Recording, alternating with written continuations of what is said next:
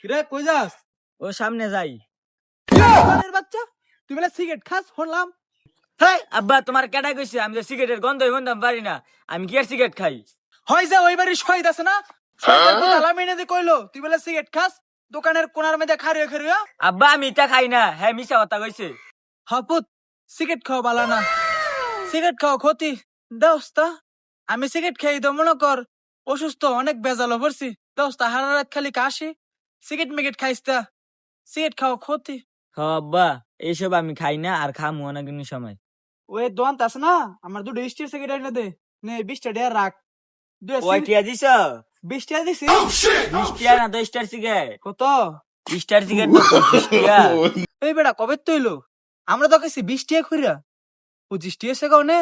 আব্বা কালকে রাইতে। ও আচ্ছা, কিরে তুই জানলি কইতে? গোলামের ভিতরে মনে সিগারেট খাওয়া হয়ে গেছে রে।